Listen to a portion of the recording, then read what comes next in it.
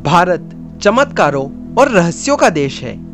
भारत को देवभूमि कहे जाने के कई कारणों में से एक कारण यह भी है कि यहाँ का दर्शन, धर्म और अध्यात्म सत्य सनातन है।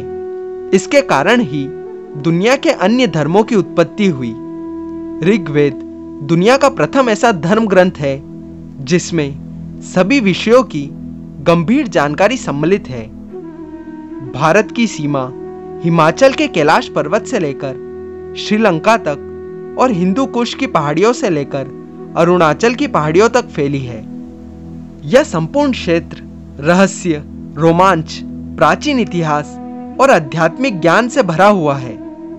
आज की इस वीडियो में हम भारत के ऐसे 5 रहस्यमय व्यक्तियों के बारे में जानेंगे जिनके बारे में आप शायद ही जानते होंगे। नमस्ते मित्रों, स्वागत है आपका हिंदू टेल्स पर।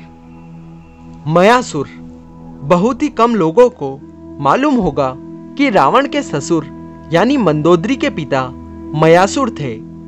रावण की पत्नी मंदोदरी की मां हेमा एक अप्सरा थी और उनके पिता एक असुर।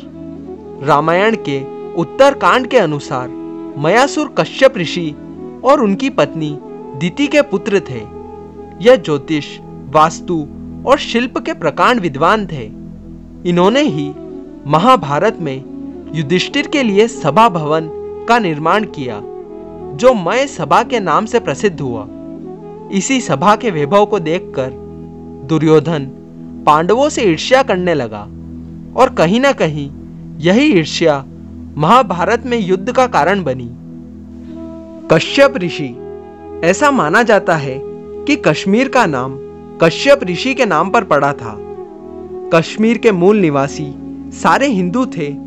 कश्मीरी पंडितों की संस्कृति लगभग 6000 साल पुरानी है और वे ही कश्मीर के मूल निवासी हैं। इसलिए अगर कोई कहता है कि भारत ने कश्मीर पर कब्जा कर लिया तो यह बिल्कुल गलत है। जब हम सृष्टि विकास की बात करते हैं तो इसका मतलब है जीव, जंतु या मानव की उत्पत्ति से होता है। ऋषि कश्यप बड़े ही विद्वान ऋषि थे। आदिम काल में जातियों की विविधता आज की अपेक्षा कई गुना अधिक थी। ऋषि कश्यप ब्रह्मा जी के मानस पुत्र, मरीचि के विद्वान पुत्र थे। मान्यता के अनुसार इन्हें अनिष्ट नेमि के नाम से भी जाना जाता है। इनकी माता कला कर्दम ऋषि की पुत्री और कपिल देव की बहन थी। शिव के गण नंदी नामक बेल या बेल का दुनिया की हर सभ्यता में वर्णन मिलता है। सिंधु घाटी सभ्यता की खुदाई में शिव के नंदी नामक बेल की मूर्ति पाई गई है। दुनिया भर के शिव मंदिरों के बाहर नंदी बेल की मूर्ति मिल जाएगी। भगवान शिव के प्रमुख गुणों में से एक है नंदी।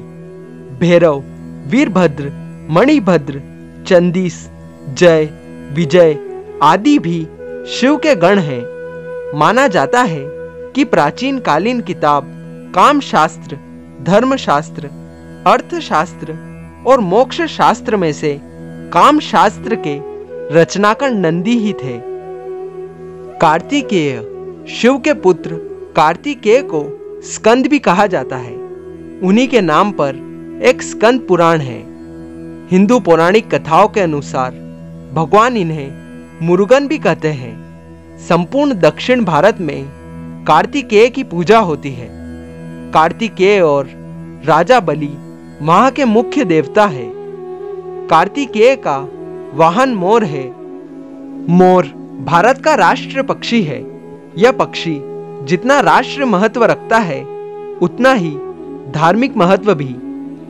एक मान्यता के अनुसार अरब में रह रहे यजिदी समुदाय के लोगों के देवता भी कार्तिकेय ही है, जो मयूर पर सवार है। भगवान विष्णु के वाहन गरुड़।